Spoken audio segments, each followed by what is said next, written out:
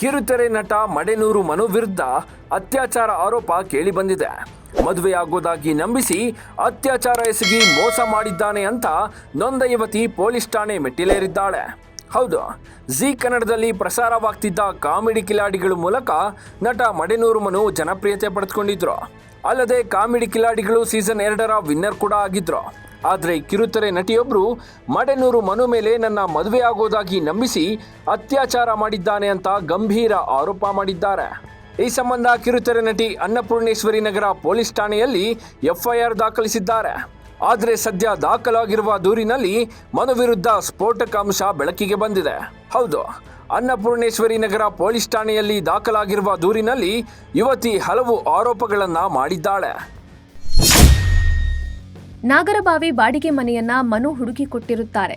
2018ನೇ ಸಾಲಿನಲ್ಲಿ ಜೀ ಕನ್ನಡ ವಾಹಿನಿಯ ಕಾಮಿಡಿ ಕಿಲಾಡಿ ಕಾರ್ಯಕ್ರಮದಲ್ಲಿ ಮಡೆನೂರು ಮನು ಪರಿಚಯ ಆಗಿ ಇಬ್ಬರು ಸ್ನೇಹಿತರಾಗಿರುತ್ತೇವೆ.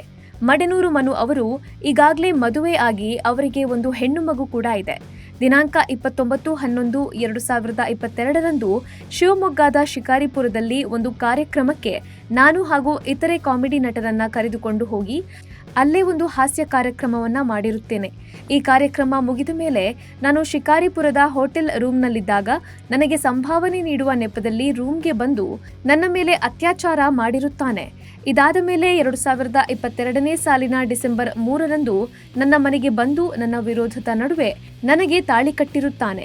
ನಂತರ ಅದೇ ಮನೆಯಲ್ಲಿ ಮನು ನನ್ನ ಮೇಲೆ ಹಲವು ಬಾರಿ ಅತ್ಯಾಚಾರ ಮಾಡಿರುತ್ತಾನೆ. ಈ ನಡುವೆ ನಾನು ಪ್ರೆಗ್ನೆಂಟ್ ಆಗಿದ್ದು ಇದನ್ನ ತಿಳಿದು ಮನು ಮನೆಗೆ ಬಂದು ನನಗೆ ಗರ್ಭಪಾತ ಆಗುವ ಮಾತ್ರೆ ನೀಡಿ ಗರ್ಭಪಾತ ಮಾಡಿಸಿರುತ್ತಾನೆ.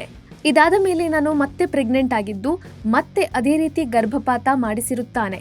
ನಂತರ ಮನು ಅವರು ನನಗೆ ಬೇರೆ ಕಡೆ ಮನೆಯನ್ನ ಬಾಡಿಗೆಗೆ ಮಾಡಿ ಆ ಮನೆಯಲ್ಲೂ ಸಹ ನನ್ನ ಮೇಲೆ ಅತ್ಯಾಚಾರ ಮಾಡಿ ನನ್ನ ಖಾಸಗಿ ವಿಡಿಯೋವನ್ನ ಆತ ಫೋನಿನಲ್ಲಿ ಮಾಡಿರುತ್ತಾನೆ. ಅದನ್ನ ಪ್ರಶ್ನಿಸಿದ್ದಕ್ಕೆ ನನಗೆ ಹೊಡೆದು ಹಲ್ಲೆ ಮಾಡಿ ಈ ವಿಚಾರವನ್ನ ಯಾರಿಗೂ ಹೇಳಬೇಡ ಅಂತ ಬೆದರಿಕೆ ಹಾಕಿರುತ್ತಾನೆ.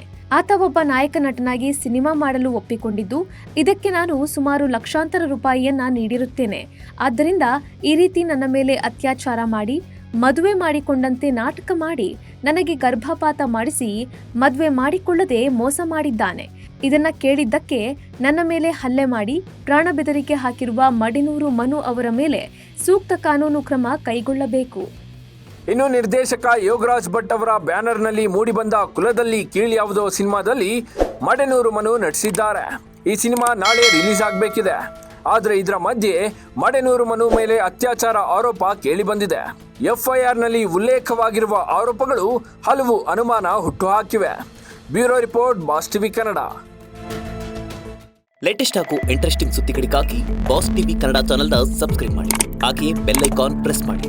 ಇದರ ಜೊತೆಗೆ ಫೇಸ್ಬುಕ್, ಇನ್ಸ್ಟಾಗ್ರಾಮ್, Xನಲ್ಲೂ ಮಿಸ್ ಮಾಡದೆ ಫಾಲೋ ಮಾಡಿ.